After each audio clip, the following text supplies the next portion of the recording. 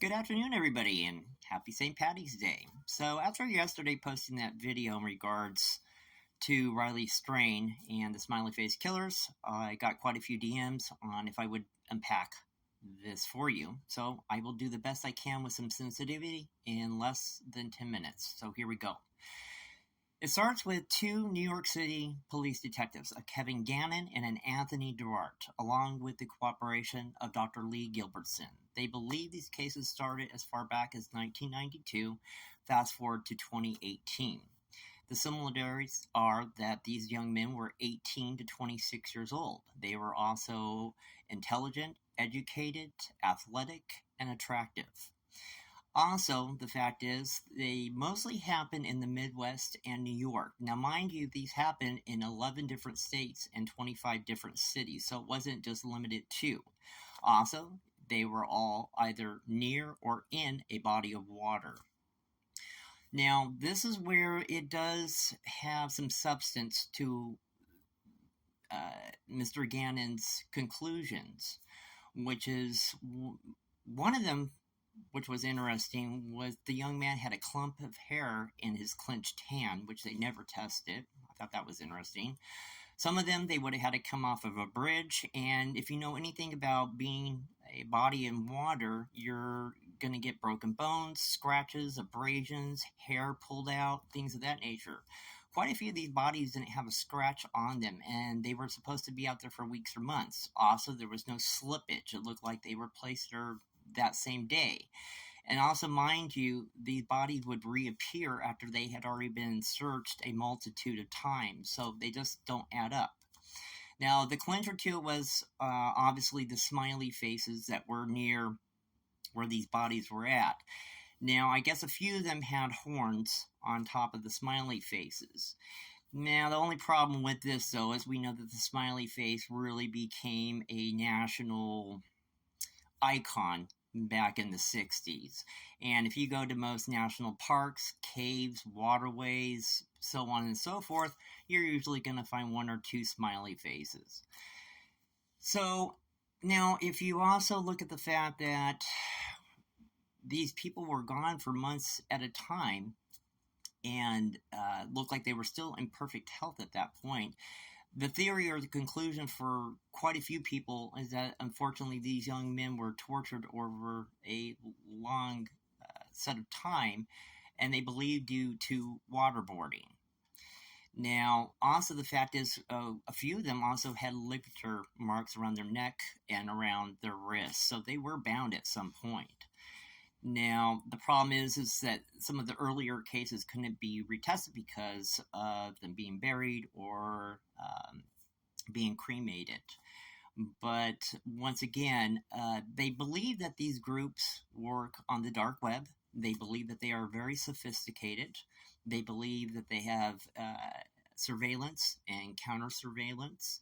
So if you think about it, like I had said yesterday, in most of these cases, these young men were talking to young women they did not know, and they were usually very crowded. Not in all cases, but usually a woman or a group of women and or a group of girls and guys together. So now some of them, they said, they were walking out by themselves at 2, 3 in the morning, and you could see that they're staggering, they're in bad shape, but they only had like one drink. Now, what also strikes me as interesting is that a lot of these waterways were not accessible. They were not easy to get to. And I don't know about you, but when I was a young man and I was drinking, I did a lot of foolish things when I drank. But I am very well aware that if you are a guy by yourself at 2 or 3 in the morning, to be cautious. And I think most men understand that whether you're a guy or not, if you're by yourself at night, you're susceptible. There could be other groups of men out there. So, and not only that, I can't recall one time I ever was felt this need or this urge to go near a body of water at 2 or 3 in the morning in the dark by myself. And another problem with that whole scenario with some of these cases was the fact that some of these men were deathly afraid of water or going near it. A few of them did not know how to swim. That's why these scenarios don't really make sense. Some of them had absolutely nothing in their system, no drugs, no alcohol. So I do believe, like I said, there's substance to retired Detective Gannon's theory. I think they also have done some conclusions on this whole matter in regards saying that there's not enough pieces that are lining up at this point to substantiate that this is a serial killer group. Now, do I believe it's possible? Absolutely. There are a lot of twisted people in this world, and who can be easily influenced. I sometimes, this is my own thought process, I sometimes wonder with some of these young men, if this was found to be true, were they tortured, and especially if you're waterboarded for long periods of time, if maybe they were coerced in some way to participate in other tragedies. Just a thought of mine.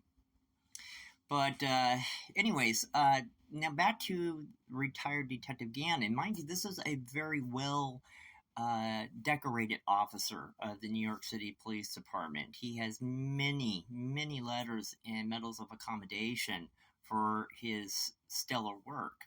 The problem was that I believe at one point they had found some way he had tampered with one of the scenes after the fact. He had misrepresented it or white lied through some of it. It kind of shattered his credibility.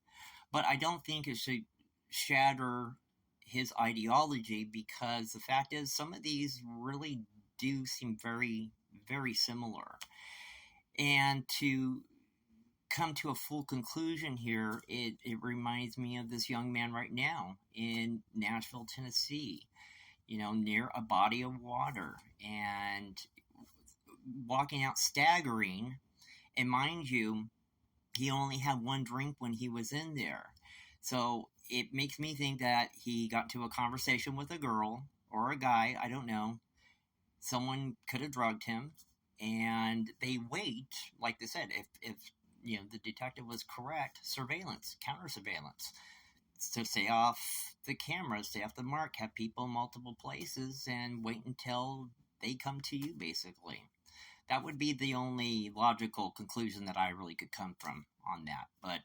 And what is the reasoning? Some people believe it is due to jealousy. They are jealous that these are young, white, educated, good-looking, athletically built young men. I think that's horseshit, personally. I think some people just do things for the thrill of it, and that is the truth. Some people just want to see what it's like to kill somebody. Some people just want to get a body count. Some people just want to be talked about. Some people just want to be notorious. Who the hell knows why anybody does anything?